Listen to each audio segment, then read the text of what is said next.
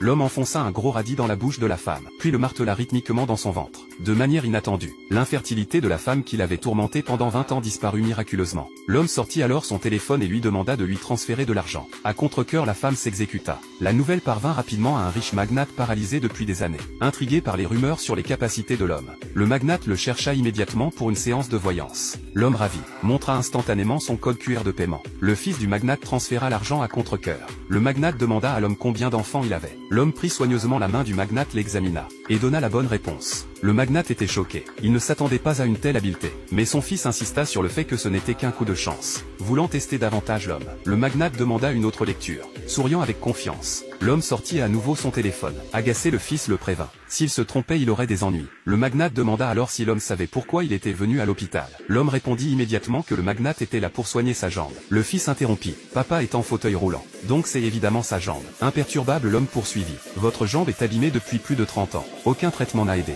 Vous ne pouvez marcher qu'avec un fauteuil roulant. Et souffrez jour et nuit. Le visage du magnate s'assombrit. Il pressa l'homme. Y a-t-il encore de l'espoir pour ma jambe? L'homme exigea immédiatement plus d'argent. Voyant le mécontentement du fils, il affirma avec audace, je suis le seul à pouvoir guérir votre jambe. Cette arrogance fit réfléchir le magnate. Il sentit que l'homme était trop confiant. Se détournant, il commença à partir avec son fils. Mais juste à ce moment-là, l'homme ajouta, vous ne vivrez plus très longtemps. En entendant cela, le fils s'énerva, attrapa l'homme par le col prêt à se battre. Avant que les choses ne s'aggravent, le magnate intervint, demandant à l'homme comment changer son destin. L'homme se retourna, dépliant un simple papier blanc en un talisman jaune. Il le tendit au magnate, disant, c'est un talisman protecteur. Gardez-le près de vous, surtout demain matin. Après le départ du magnate et de son fils, une fille à proximité regarda l'homme avec un respect nouveau, choquée qu'il ait gagné autant d'argent si rapidement. Avec bienveillance, elle le mit en garde. Ce qu'il faisait était une arnaque. Mais l'homme s'en moquait. Le lendemain matin, le magnate fut impliqué dans un accident. Sa voiture de luxe percuta une camionnette.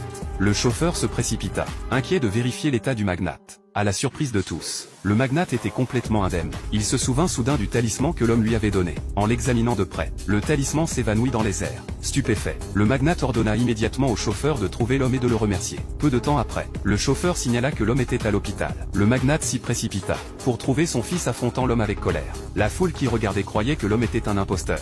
Lorsque le magnate arriva, son fils le pressa de punir l'homme. Mais le magnate choqua tout le monde. Il fit agenouiller le chauffeur devant l'homme pour le remercier. Le fils aida précipitamment son père à remonter dans le fauteuil roulant, lui demandant pourquoi il agissait ainsi. Le chauffeur expliqua les événements miraculeux du matin. Le magnate réprimanda son fils pour avoir maltraité leur sauveur. Mais le fils insista sur le fait que tout faisait partie du plan de l'homme. Frustré, le magnate gifla son fils et le traita d'imbécile. Il s'excusa ensuite auprès de l'homme. Et sous la pression du magnate, le fils s'agenouilla à contre-cœur pour s'excuser également. Soudain, un garçon à proximité tomba également à genoux, suppliant l'homme de l'épargner. L'homme leva silencieusement un doigt. Le garçon pensa à tort qu'il devait payer 1 million en compensation. Après une lutte difficile pour rassembler l'argent, l'affaire fut finalement réglée. Cependant, le garçon passa bientôt un appel téléphonique secret, informant quelqu'un des capacités extraordinaires de l'homme. Ensemble, ils complotèrent la perte de l'homme.